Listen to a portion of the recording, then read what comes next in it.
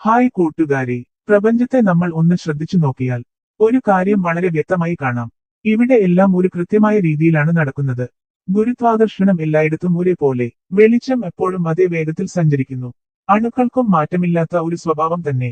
ഇത്തരം കാര്യങ്ങൾ കണ്ടാൽ പലർക്കും സ്വാഭാവികമായി ഒരു ചോദ്യം ഉയരും. ഇതെല്ലാം ഇങ്ങനെ നിയമം പോലെ പ്രവർത്തിക്കുന്നത് ആരുടെ തീരുമാനമാണ്? ആരാണ് ഈ നിയമങ്ങൾ ഉണ്ടാക്കിയത്? അല്ലെങ്കിൽ ആരും ഉണ്ടാക്കാതെ ഈ നിയമങ്ങൾ എങ്ങനെ സ്വയം ഉണ്ടാകാം? ഈ സംശയത്തിന് ഉത്തരം മനസ്സിലാക്കാൻ കാര്യങ്ങൾ ഒന്ന് ലളിതമായി നോക്കിയാൽ മതി. ആദ്യം മനസ്സിലാക്കേണ്ടിയിരിക്കുന്നത്, പ്രപഞ്ച നിയമങ്ങൾ എന്നത് ആരെങ്കിലും എഴുതി വെച്ച ഒരു നിയമപുസ്തകമല്ല. എപ്പോഴും ഒരേ രീതിയിൽ ആവർത്തിച്ചു കാണുന്ന പ്രപഞ്ചത്തിന്റെ സ്വഭാവങ്ങളെയാണ് നാം പ്രപഞ്ച നിയമം എന്ന് വിളിക്കുന്നത്. ഒരു വസ്തു താഴേക്ക് വീഴും. ഇതിന് കാരണം ഗ്രാവിറ്റി എന്ന സ്വഭാവം. പക്ഷേ ഈ ഗ്രാവിറ്റി ആരെങ്കിലും പ്രത്യേകം ഡിസൈൻ ചെയ്തത് എന്നതിന് ശാസ്ത്രത്തിന് തെളിവില്ല. പ്രപഞ്ചം ഉണ്ടാകുമ്പോൾ തന്നെ ഉണ്ടായ പ്രപഞ്ചത്തിന്റെ തന്നെ സ്വഭാവമാണ് ഇത്.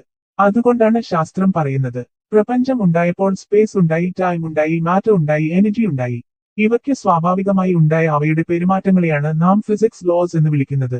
ഇത് പുറത്തു നിന്ന് മറ്റാരുടെ എന്തെങ്കിലും പ്രവർത്തനത്തിന്റെ ഫലമായി ഉണ്ടാക്കിയ നിയമങ്ങളല്ല. പുഴയിലൂടെ ഒഴുകുന്ന വെള്ളത്തെക്കുറിച്ച് ഒന്ന് ചിന്തിച്ചു നോക്കൂ.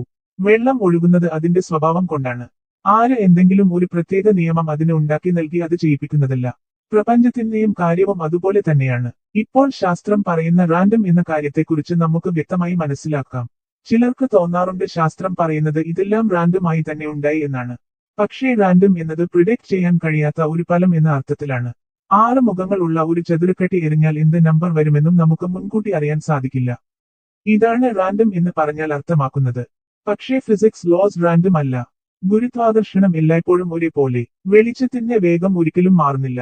അണുക്കളുടെ സ്വഭാവം സ്ഥിരമാണ്. ഇവയെല്ലാം പ്രിഡിക്റ്റ് ചെയ്യാവുന്നതാണ്. അതിനാൽ ഇവ റാൻഡം ആയി വരുന്നതല്ല.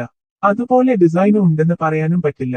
കാരണം ഇരു വാദങ്ങൾക്കും ഒരുവിധ തെളിവും ഇപ്പോൾ ഇല്ല. തെളിവില്ലാത്ത ഒരു വശത്തേക്ക് ശാസ്ത്രം ചാടുകയില്ല. നമ്മൾക്ക് ഇപ്പോൾ ശാസ്ത്രം പറയുന്ന മറ്റൊരു കാര്യം കൂടി നോക്കാം. പ്രപഞ്ചത്തിന് മറ്റൊരു രീതിയിൽ രൂപപ്പെടുവാൻ കഴിയുമായിരുന്നില്ലേ? അതെ, കഴിയുമായിരുന്നല്ലോ. മൂല്യങ്ങൾ അല്പം മാറിയിരുന്നെങ്കിൽ ജീവൻ ഉണ്ടാകാൻ പറ്റാത്ത ഒരു പ്രപഞ്ചം തന്നെ ഉണ്ടാകാം.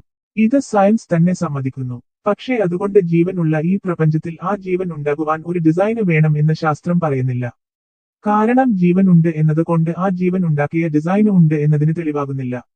ഒരു കാര്യം ഇങ്ങനെയാണ് എന്ന സാധ്യത വെച്ച് അത് ആരെങ്കിലും ഉദ്ദേശപൂർവ്വം ഉണ്ടാക്കിയതാണെന്ന് കാണിക്കുന്ന തെളിവ് ആകുന്നില്ല. സാധാരണക്കാരന് മനസ്സിലാകുന്ന ഒരു ഉദാഹരണം പറഞ്ഞാൽ, മുറ്റത്ത് ഒരു കല്ല് കിടക്കുന്നു എന്ന് കരുതുക. അത് ആരെങ്കിലും വച്ചതാണോ അതോ അത് സ്വയം വീണതാണോ എന്ന് നിങ്ങൾക്ക് അറിയില്ലെങ്കിൽ നിങ്ങൾക്ക് ചെയ്യുവാൻ കഴിയുന്നത് ഇതാണ്. 2 വാദങ്ങളും നിങ്ങൾ പറയില്ല. കാരണം അത് ഉറപ്പിച്ച് പറയാൻ നിങ്ങളുടെ കയ്യിൽ തെളിവില്ല. പ്രപഞ്ചത്തിന്റെയും അവസ്ഥ ഇതുപോലെ തന്നെയാണ്. ശാസ്ത്രം പറയുന്നത് ഇതാണ്. നാം കാണുന്ന റിയാലിറ്റിയുടെ അടിസ്ഥാനത്തിൽ മാത്രം സംസാരിക്കാം. നാം കണ്ടിട്ടില്ലാത്ത കാര്യങ്ങളെക്കുറിച്ച് അനുമാനങ്ങൾ വെച്ച് നിഗമനത്തിൽ എത്തുവാൻ കഴിയില്ല. അതിനാൽ പ്രപഞ്ചത്തിന്റെ നിയമങ്ങൾ ആരെങ്കിലും ഉണ്ടാക്കിയ റൂൾസ് അല്ല. പ്രപഞ്ചം എങ്ങനെയാണ് രൂപപ്പെട്ടത്, പ്രപഞ്ചത്തിന്റെ ആ സ്വഭാവം തന്നെയാണ് നാം പ്രപഞ്ച നിയമങ്ങൾ എന്ന് വിളിക്കുന്നത്. ഇന്നൊക്കെ നമുക്ക് എക്സ്പ്ലെയിൻ ചെയ്യാൻ മതിയായ തെളിവുകൾ ഇപ്പോൾ ഇല്ല. നാളെ ശാസ്ത്രം ഇത് എല്ലാം കണ്ടെത്തും എന്ന് തന്നെ കരുതാം. അതിനു മുമ്പ് തെളിവില്ലാതെ നിഗമനങ്ങൾ പറയുന്നത് ശാസ്ത്രത്തിന്റെ രീതിയല്ല, ശാസ്ത്രീയ തീരുമാനവും അല്ല. അടുത്ത വീഡിയോയിൽ വീണ്ടും കാണാം കൂട്ടുകാരെ.